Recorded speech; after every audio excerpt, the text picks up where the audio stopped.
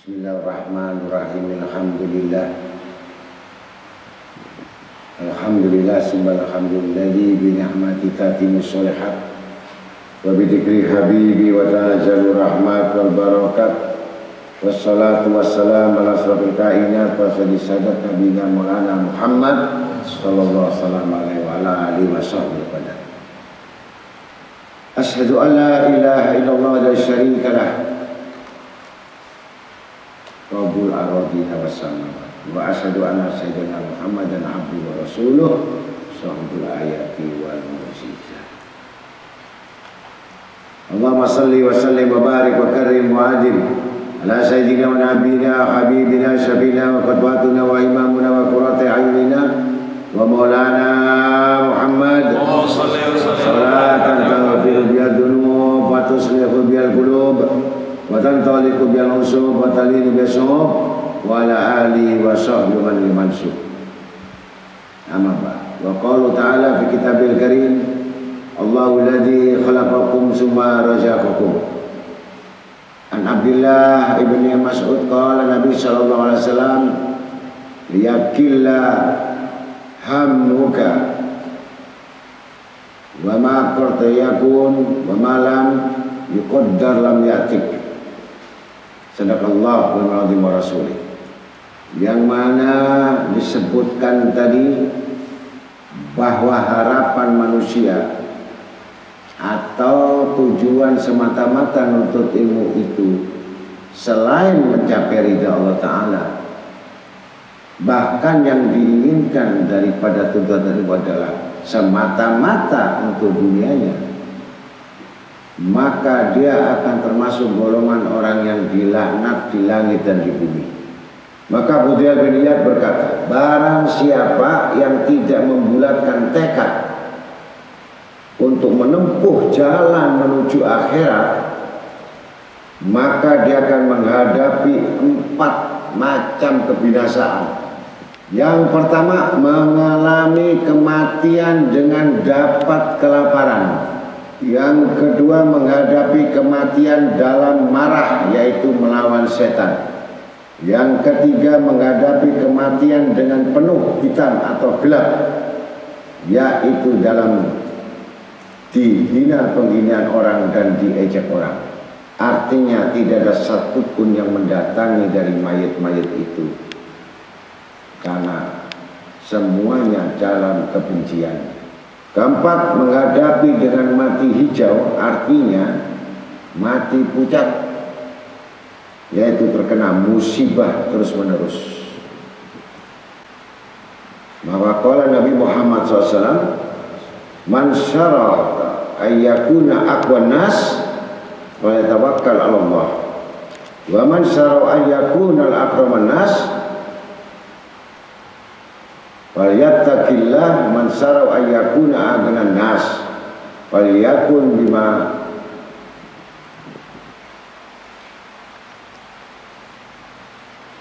fi yadillahi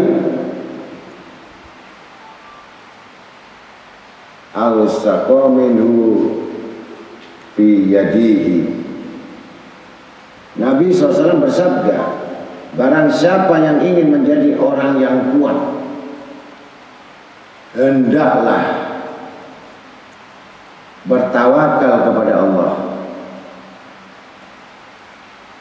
Dan barang siapa menginginkan dirinya menjadi orang yang paling mulia, hendaklah bertawakal kepada Allah.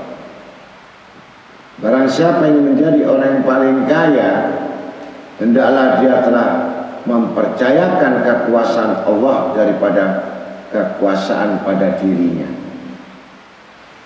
Maka riwayat Abu Mu'ti al-Bakhi pernah bertanya tentang tawakal kepada Hatim al-Asam. Saya dengar engkau pernah mengarungi padang pasir yang sangat sulit itu tanpa membawa bekal. Maka jawab Hatim al-Asam, mereka banyak mengatakan demikian, sebenarnya tidak demikian. Karena saya selalu membawa bekal, 4 bekal. Yang pertama, aku meyakini bahwa dunia berserta isinya dan akhirat semua di bawah kekuasaan Allah Subhanahu wa taala. Dan yang kedua, aku meyakini bahwa seluruh makhluknya adalah hambanya Allah Subhanahu wa taala. Yang ketiga, dan aku mengetahui dan meyakini bahwa segala urusan rezeki itu dan persoalannya semua di bawah kekuasaan Allah Subhanahu wa taala.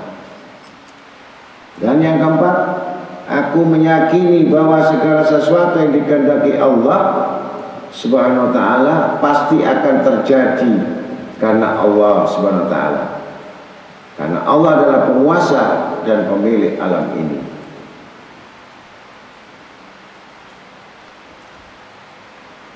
Maka dalam surat Ar-Rum ayat 40 dikatakan, Alladzi khalaqakum tsumma razaqakum. Allah semua yang menjadikan kamu, kemudian Dia memberi rezeki kepadamu. Maka dari Imam Hasan Al-Basri radhiyallahu anhu berkata, Allah akan melaknati orang-orang yang tidak mempercayai jaminannya dalam urusan rezekinya. Melaknat. Maka riwayat daripada Uwais Al-Qarn radhiyallahu anhu mengatakan, meskipun engkau beribadah sebanyak penghuni langit dan bumi, sekali lagi, ibadahmu itu tidak akan diterima, sebab engkau belum mempercayai adanya jaminan dari Allah SWT.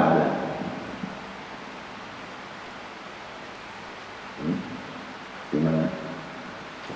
Teruskan, tidak masalah.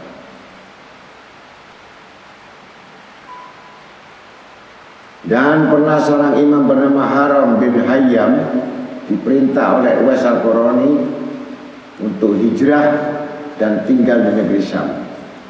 Maka Imam Haram bin Hayyam bertanya, bagaimana kehidupan di Syam?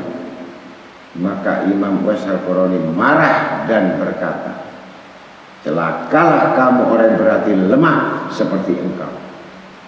Nasihat tidak akan bermanfaat bagi orang yang ragu-ragu akan jaminan Allah Subhanahu wa taala. Maka syair Syekh Ibrahim Adham radhiyallahu anhu, nurqa'u dunyana bitamziqi dinina fala dinuna liyabqa ma nuraqqa fatuba li 'abdin asrallahu rabbahu wajada bidunyahu lima yatawaqqa. Artinya secara terus-menerus kita melihat dunia ini, tetapi selalu juga kita merobek-robek agama kita. Artinya, kenapa urusan akhirat itu kok selalu digantikan dengan hasil dunia ini, merobek-robek harkat, ya, kehormatan Al-Quran. Akhirnya agamamu hancur dan dunia pun tidak boleh lagi dibela. Beruntunglah orang-orang milih jalan Allah sebagai tuannya dan rela berani meninggalkan dunia demi mengharapkan keridhaan Allah SWT. Artinya jangan terlalu. Dari Abdullah bin Mas'ud radhiyallahu berkata, sabda Nabi SAW, janganlah engkau bersusah hati, apa yang telah ditakdirkan oleh Allah pasti terjadi, dan apa-apa yang tidak ditakdirkan oleh Allah pasti dia akan datang kepadamu. Dalam hadits qudsi, wa qala ta'ala fi kitabil karim, malain yardo biqada'i walam yafsid yasbir ala bala'i walam yashkur ala na'mai wa yatahid ilahan siwa'i. Hadits kursi ini Allah Ta'ala berfirman langsung kepada Allah, barang siapa yang tidak rela terhadap ketetapanku dalam kodoknya Allah dan tidak berlaku sabar terhadap ujianku bala dan tidak bersyukur terhadap nikmatku, maka carilah olehmu Tuhan selain aku, kata Allah. Diusir sama Allah. Maka kata Nabi SAW, idza haballahu qauman ibtalahum. Apabila Allah mencintai sesuatu kaum, maka Allah akan menguji dan memberikan cobaan kepada mereka. Ini ngajinya mau, ujiannya enggak mau, ya. Maka Sayyidina Umar berkata, Sayyidina Umar bin Khattab berkata, saya tidak peduli bagaimana keadaanku di waktu pagi, apakah mengembirakan atau menyusahkan, sebab saya sendiri tidak mengetahui manakah yang lebih baik bagiku, apakah senang atau susah, manis atau pahit. Maka Nabi Daud alaihissalam berkata kepada Nabi Sulaiman putranya, hai anakku, sungguh yang dapat dijadikan tandanya adanya seseorang itu takwa itu dengan 3 macam. Satu, baiknya bagusnya tawakal dalam apa yang belum tercapai. Yang kedua, ridho menerima apa yang terjadi, tercapai dengan senang hati. Ketiga, sabar menghadapi apa yang terlepas dari tangannya. Seorang datang kepada Sakit Az-Zahid, itu gurunya Hatim Al-Asam, minta nasihat. Maka berkata gurunya Sakit, jagalah dan ingatlah 3 perkara. 1, taatlah kepada Allah, maka Allah akan meneguhkan kamu, dan perangilah musuh-musuhmu atau musuh Allah, maka Allah akan membantu kamu. Dan percayalah kepada janji Allah, maka dialah yang akan mendatangkannya kepadamu. Karena yang kedua, Ibnu Mas'ud radhiyallahu anhu berkata, andaikan ahli ilmu itu menjaga kehormatan ilmu dan mereka hanya memberikannya kepada yang berhak, pasti mereka mulia terhadap manusia di masanya. Tetapi sayang mereka itu memberikan ilmu itu kepada ahli dunia.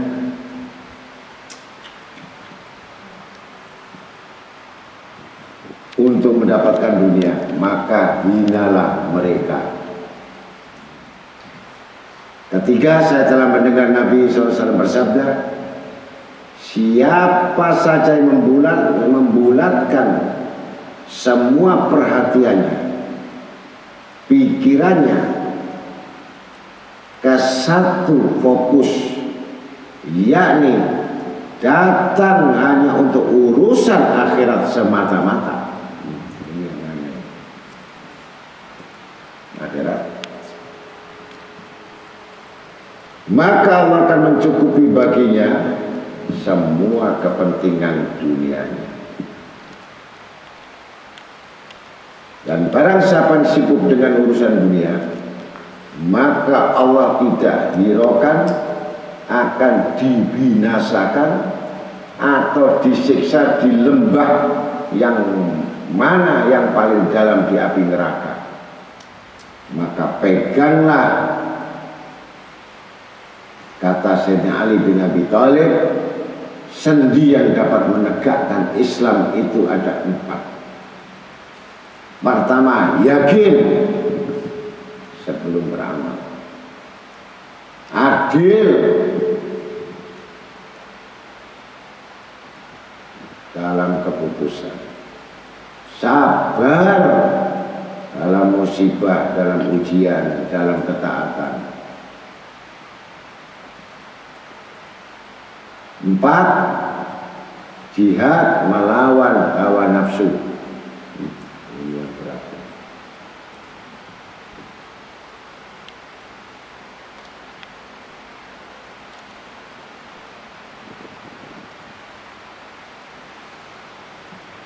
Maka harus dimengerti, yakin itu ada 2 macam.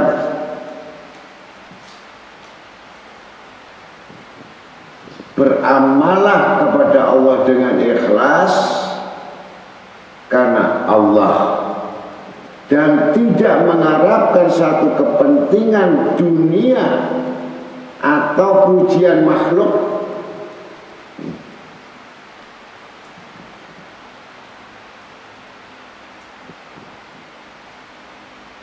Yang kedua, yakin merasa tenang terhadap apa yang telah dijanjikan Allah, yaitu mengenai soal rezeki.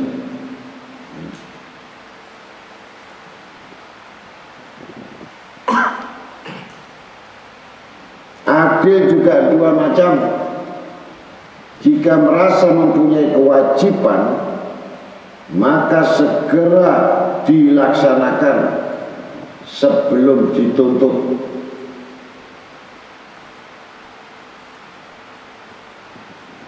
Dan jika merasa punya hak, maka menuntut dengan lunak dan baik.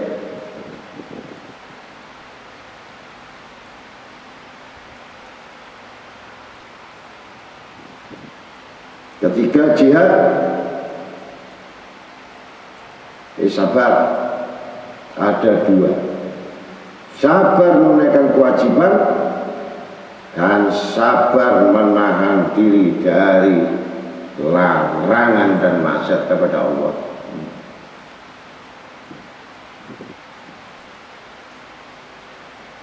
Keempat, jihad juga 2 macam.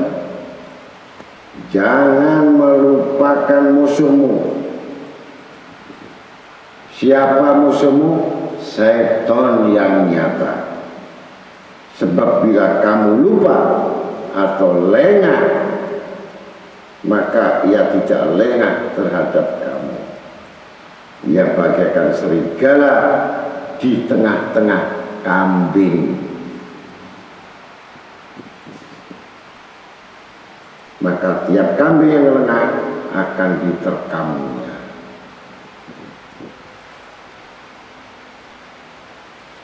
Yang kedua, kebanyakan ujian anak Adam itu pasti berurusan mengenai harta mal.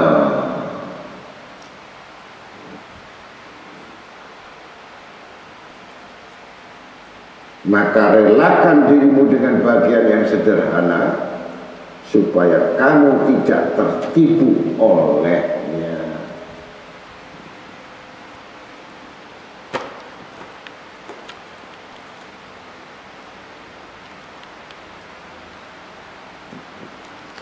Sakit bertanya kepada muridnya Hatim al-Assam, berapa lama kau belajar ilmu dan datang kepadaku?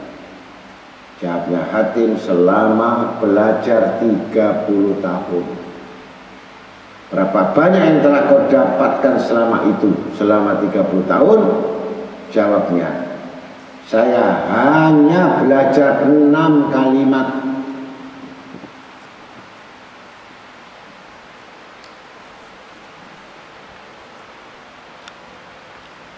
Andai kata saya dapat mengamalkannya, pasti saya akan selamat dari fitnah dunia ini.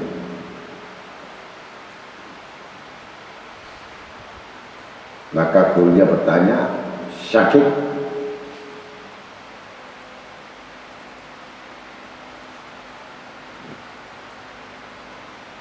apakah 6 kalimat itu? kemungkinan saya dapat melakukannya untuk selamat dengan itu. Jawab Hatim, saya perhatikan firman Allah dalam surat Hud ayat 6. Wa ma min dabbatin fil ard illa Allah rizquha. Dan tiada satu binatang yang melata di muka bumi ini melainkan Allah yang menjamin rezekinya. Dan saya merasa bahwa diriku salah satu dari binatang yang melata yang dijamin rezekinya oleh Allah. Dan saya yakin apa yang menjadi bagianku pasti akan sampai datang kepadaku. Sebab Allah memberi rezeki kepada gajah yang besar dan tidak melupakan nyamuk yang kecil. Maka karena itu saya serahkan urusanku kepada Allah dan tidak risau, gelisah karenanya.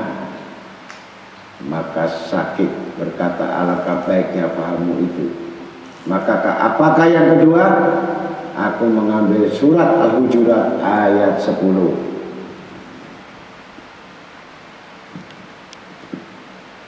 Innamal mu'minun ikhwatun.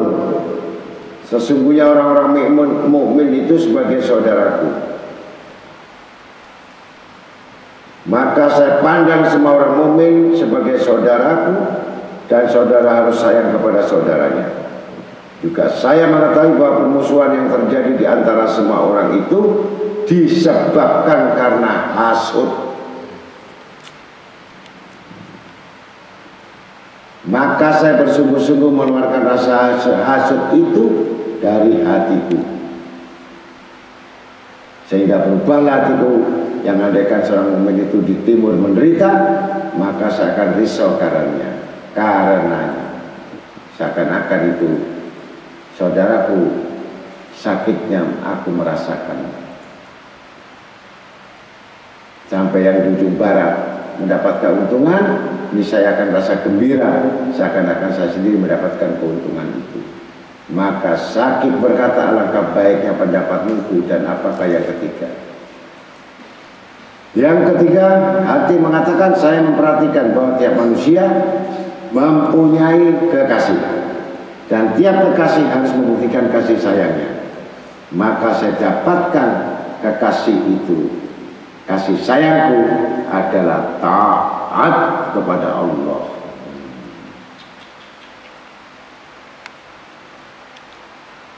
Sebab kekasih selain itu akan putus hubungannya pada satu saat, kecuali ketaatan kepada Allah yang akan tetap bersamaku dan menemani dalam kuburku. Di mahsyar, di atas sirat, maka karena itu saya jadikan kesayanganku adalah taat kepada Allah, bukan taat istri, bukan taat yang lain-lain.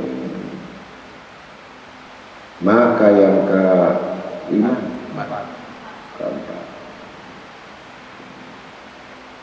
aku melihat manusia itu setiap apa yang dicintainya selalu dibawa mati. Cinta istrinya, cinta hartanya, cinta anaknya, cinta jabatannya selalu dibawa mati bersamanya. Padahal dunia itu tidak ada yang dibawanya. Maka aku memilih bahwa dengan kecintaanku kepada Allah dan Rasulnya, dengan ilmunya itulah aku bersama dengan bekal-bekal amal soleh. Maka aku tinggalkan kecintaan itu selain Allah dan Rasul. Yang keenam, kelima, aku melihat manusia seakan-akan mengatakan bahwa Allah menjanjikan sesuatu yang pasti akan datang kepadanya. Ternyata aku melihat mereka banyak tergantung kepada manusia. Maka aku tinggalkanlah harapan-harapanku apa yang di tangan manusia, sehingga aku merasa adanya jaminan Allah Ta'ala yang tidak pernah mengingkarinya. Yang keenam, aku melihat kebanyakan manusia yang selalu takut mati dan ingin hidup selamanya di dunia, dan tertipu dengan apa yang dilihatnya dan yang dirasakannya. Padahal aku mengetahui bahwa semua itu akan lenyap dan binasa kecuali mereka membawa pertanggungjawabnya. Maka aku selalu menghisap daripada perbuatanku sebelum aku dihisap oleh Allah Ta'ala. Maka aku menjadi ringan ketika aku masuk di dalam kubur menghadapi hari perhitungan. Assalamualaikum warahmatullahi wabarakatuh.